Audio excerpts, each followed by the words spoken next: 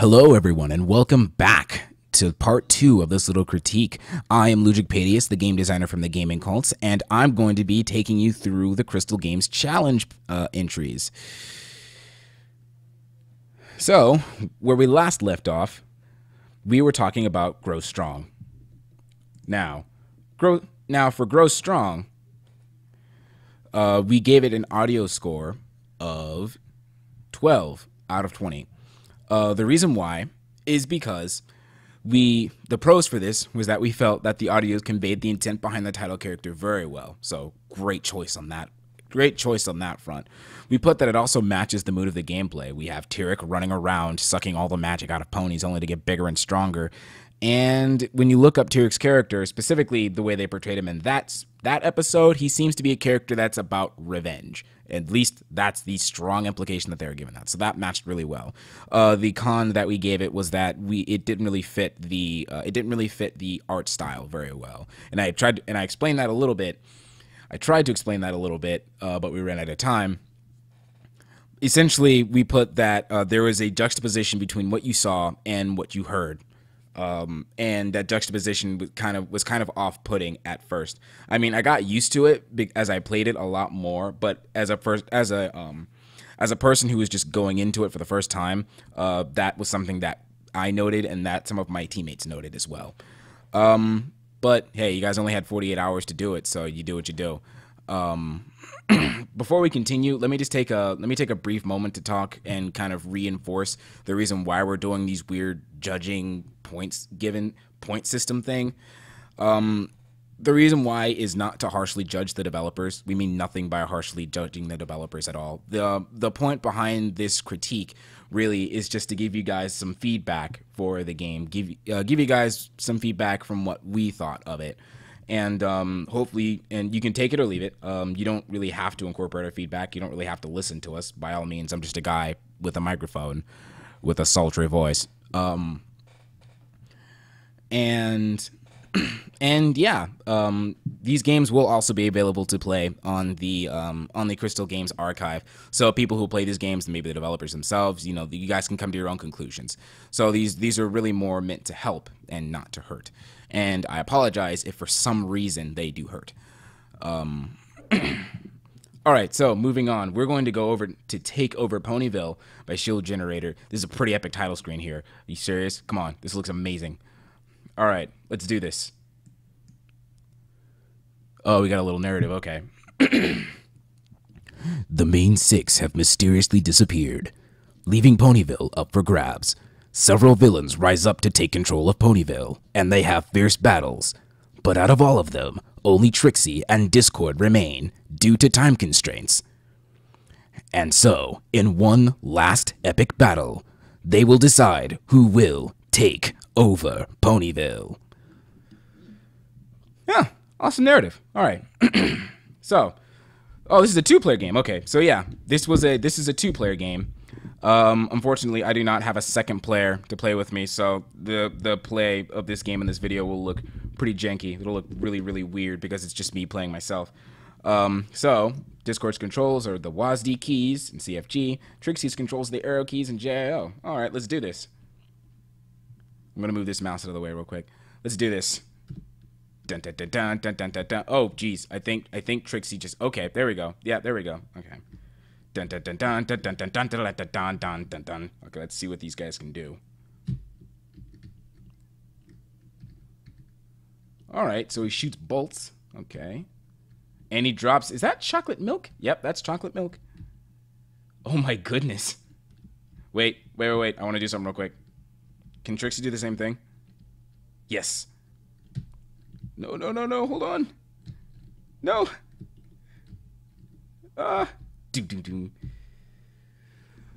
Who will win? Who will win? All right, so let's go ahead and talk about this game for a little bit. So this game is very, very basic. It's two players, so it's like local multiplayer is what I guess the term would be for it. Essentially, what's going on is that, oh look, I won.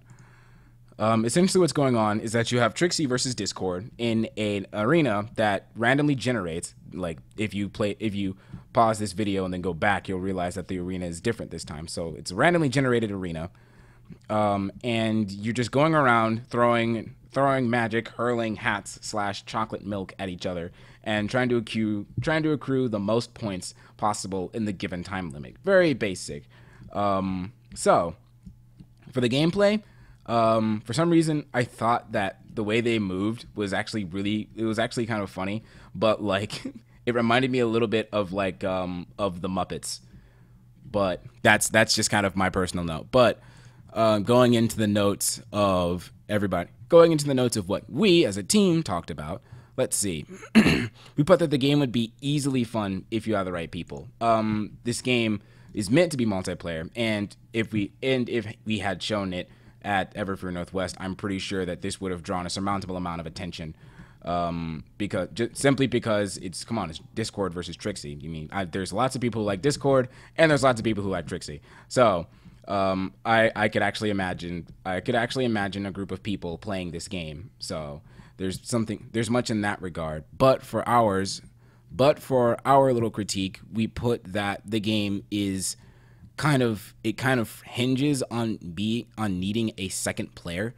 There isn't exactly a one player, and again, remember that this is a 48-hour thing, so programming multiplayer in I believe this is HTML. Programming multiplayer in HTML isn't exactly like a thing you can do in 48 hours, or at least something that I can't do in 48 hours. So I have no room to really judge there. Regardless, we put the score at a 12 out of 20 for gameplay, because that was really all we could note, unfortunately. For the art, we put that the style of the movement adds to the idea of its simplicity. So like it's a really simple game. Like it's you versus Trixie, and you have these moves and you're moving around. So yeah, simple. Plain, simple, easy. The con that we put there wasn't really a clear focus on what the art was trying to convey. So if I go back and then play this again and then read this epic narrative, we put that Ponyville's in the background. We have that we're taking over Ponyville. So then what's with, these random, like, questions that started popping up was like, what's with these random blocks, and what's with the grass? Is the grass in Ponyville and stuff like that? And we had to originally, like, we had a lot more cons for it, but we decided that we were being really nitpicky about something that was arguably, sorry, that's the right word, simple in its design and simple in its implementation. So we just kind of gave it a basic, like, for some reason, we just kind of gave it a basic, like, the art doesn't really convey what's going on. We also put for a small note that the title screen was, it looked really epic, and then it looked like this. You had this epic title screen, and then kind of this basic thing, which it's kind of a false lead-in. But again, this is just arbitrary feedback, and not like harsh judgments on things that took 2 days to make. So for that, we gave it an 11 out of 20. For audio, there is no audio, but we didn't have any cons for it too. So kind of like the interactive fiction, we put that not having audio could let the gameplay remain the central focus, which the gameplay in our eyes was really more the central focus of this. So of what you could possibly do, the different types of combinations, the ways you could trap players within these randomly generating arenas. That was pretty much our critique of that, and we gave audio a 12 out of 20. I'm not sure if I mentioned that. So gameplay is a 12, art is an 11, audio is a 12. That was our critique for Take Over Ponyville. All right. Regardless, great job, Shield Generator. Great job, Shield Generator. Like, I actually did. I mean, to give you kind of a insight into my playing. Me playing this game, there was a moment where I invited another family member to play this game, and of course, explaining to them the controls. We actually had a lot of fun playing this, an amazing amount of fun actually. So yeah, great job on this game, and yeah, great job. Sorry, I don't want to overstay my critiques. If that makes any sense. All right, so we've got, I don't know, like a little less than 5 minutes left until I have to do a part 3, possibly. So let's go to the last game on our list. Let's go to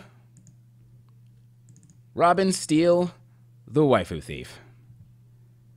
Give me a second. I'm going to do something here. Just so that I want to talk about the game, just so that I just want to talk about the game and not exactly listen to the audio. I've already heard the audio and it's great. Anyhow, so in this game, you play as Robin Steele, and you are a waifu thief. We have a little narrative here. A journey of a young alicorn for the heart of a princess. So let's press Z to start. All right, so cool. All right, so this game was made by Pixum, and we have this guy. He's roaming around a castle, and I think he said press Z. Okay, so he has a hammer. He's got a hammer, and he's smacking guards. And the point of this game is to find Twilight Sparkle. So we're going to be going up. I don't know if there are stairs nearby. There should be. Stairs, stairs, stairs, stairs, please, stairs. Nope, this room is blank. Here they are, the stairs. So you do this by going up floors. And I believe this version has maybe 10 or so floors until you reach the boss, in which case you would get, you know, Twilight Sparkle. So let's see. What can I say about the gameplay of this game? We put that overall, the use of randomization, these rooms are randomly generated. The use of randomization and of the rooms and like the enemy spawns was really well. It kept us interested.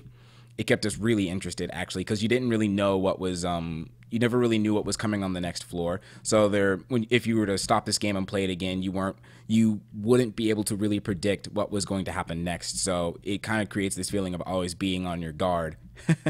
I made a funny. That was terrible, and I apologize. We put that for cons, that the difficulty curve it's a little steep. Specifically in this version, I know that if you were to go to Pixum's DeviantArt right now, I believe there is a more refined version of it. But that being said, I'm going to kind of judge based on what we said. The difficulty curve for this was actually really, really steep. So I'm not sure which floor I'm on. Let me go up to, okay, so I'm on floor 5. So there would be instances where it would be where you would show up on a floor and all of a sudden like 10 or so guards kind of swarm after you. And another con that we put was that sometimes it was really hard to find the stairs. Sometimes because of the fact that the rooms were randomly generated, the stairs could either be really close or really far away. And it was really hard to find those stairs when you had like 10 or so guards chasing you at the same time. So for the gameplay, we gave it an 18 out of 20. So for the audio is a song by Mando Pony. I don't know if you guys heard of that guy, but he's awesome. Anyhow, we put that the audio and the art style work together to create kind of this feeling of nostalgia. That was what we put. For cons, though, we put that there was some looping problems. And again, in the refined version, I know that's probably fixed, but again, our judgments are based off of this version. So in the game, there was a 1 to 2 second break in the loop before the song started playing again. Those kind of add up, so you could all of a sudden be kind of going, yeah, gods, and then all of a sudden you would hear dun dun dun dun, boom dun dun dun dun dun dun. Yeah, so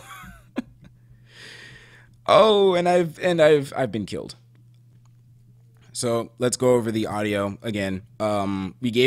So to give kind of a breakdown of Robin Steele, the Waifu Thief, we gave it an 18 out of 20 for gameplay, a 15 out of 20 for art, and a 20 out of 20 for audio.